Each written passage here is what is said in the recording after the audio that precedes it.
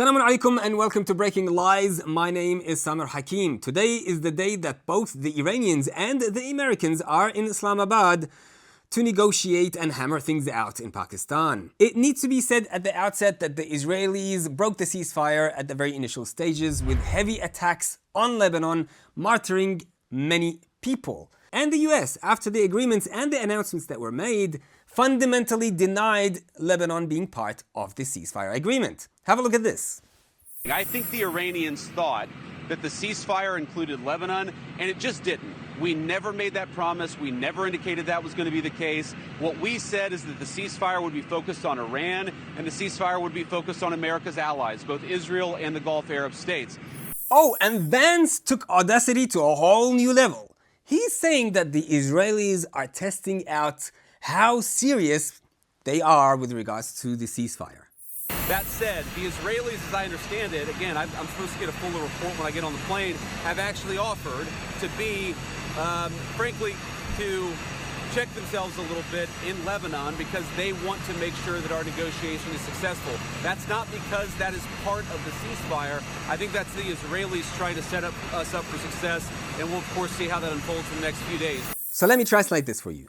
They're literally saying that we are killing people just to test out the strength of the ceasefire. How serious are the Iranians? Are they really serious about this ceasefire? So let's bomb Lebanon and see how they react. That's what they're doing.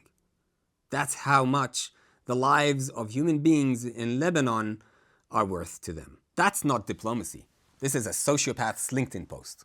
This is despite Pakistani's Prime Minister specifically mentioning Lebanon in his social media post. And Trump mentioned peace in the Middle East, and Lebanon is in the Middle East.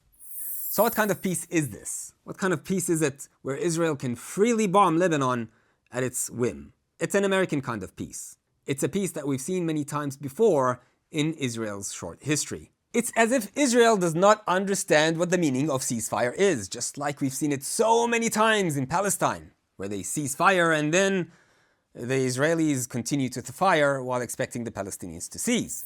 And after the strike that killed over 100 Gazans, Israel declared that the ceasefire is still in effect. Still in effect. Because ceasefire to the Israelis means you cease, we fire.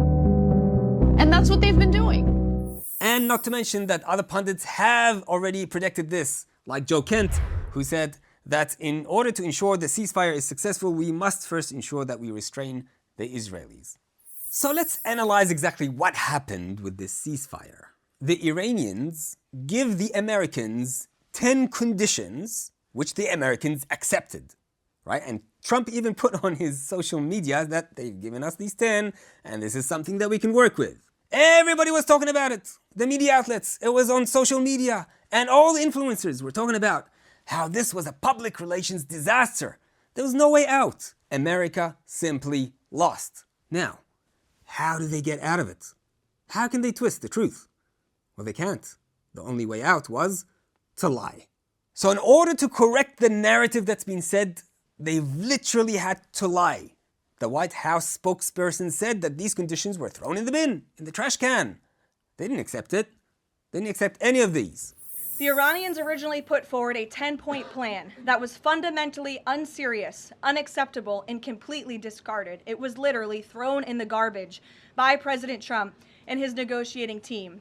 Many outlets in this room have falsely reported on that plan as being acceptable to the United States, and that is false. And then they break the ceasefire. Israel barbarically attacks Lebanon. Just to see if the Iranians are serious? That's a joke. But get this, this is like the peak of delusion here. So, the Iranians gave them 10 conditions to negotiate with. The Americans agreed, and they denied later that they agreed to it. And then they broke the ceasefire. And now they're back to negotiating the same 10 points. That's not strategy, it's not even a circle. It's a spiral of stupidity and the whole world is watching. Okay team, here's the plan. First we lose, then we lie about losing, then we break the deal we just lost on, then we ask to renegotiate on the plan that we just lost on, and then we lose again. Any questions? Sir, isn't that losing 3 times? No, it's winning, just with extra strips and no wins. This is like agreeing to pay someone $100, never paying it, then denying you agreed, and then sitting down to negotiate how much you won't pay this time. This is America's negotiating terms. We'll take the terms that you've just given us, deny we've accepted, break them, and then ask for the terms once again. This time, we won't lie about taking them, probably. And Iran? Iran is pretty cool. Sitting back, Strait of Hormuz closed, missiles on bipods and a destroyer in Greece, eating baklava, saying, sure, we'll come back. That's not diplomacy. That's humiliation, streamed live. This takes us to the second point. Did Iran get fooled back into the negotiating table, especially after the last 2 times when the Americans bombed the negotiating table? Well, when the ceasefire was called and the Iranians gave the 10 conditions, then the Americans and the Israelis broke the ceasefire. The Iranians didn't cry into their chai. They said, violations, we're not coming to Islamabad. They're literally saying, our fingers on the trigger. That's not being fooled. That's saying, try me. Ghalibaf said, and he's a member of the negotiating team on the Iranian side, that 2 of the conditions have already been violated, and that these 2 matters must be fulfilled before negotiations begin. Secondly, what did the Iranians actually give the Americans in this ceasefire deal? Nothing. They didn't get anything. The Strait of Hormuz is still closed. Only a handful of ships have gone through the Strait of Hormuz with Iran's permission to go through. That is not a concession. That's like the landlord letting you use the driveway. The Iranians know that the Americans intend to deceive, right? But they don't have the means to deceive this time. You see, if no ships can go through the Strait of Hormuz, then they can't deceive. They can't deceive the world. The Iranians know the Americans intend to deceive them. But you see, the lie doesn't matter here. They don't have the means to deceive the Iranians anymore. As long as Tehran needs to give permission for the ships to go through the Strait of Hormuz, they can't lie. And if they do, the lie doesn't matter. Even a fish needs permission to go through the Strait of Hormuz. Now here's where it gets really good. Iran is playing this really smartly. They understand that the United States of America and Israel are just one single creature. And they know this. Look at this comment from Joe Kent, where he says that Israel is the junior partner in this relationship. But there's something really different this time. The public opinion battlefield is a different war altogether. And the Iranians are playing this beautifully. They're making the Americans understand that it's not America first, it's Israel first. Now the sentiment has become more apparent since October 7th.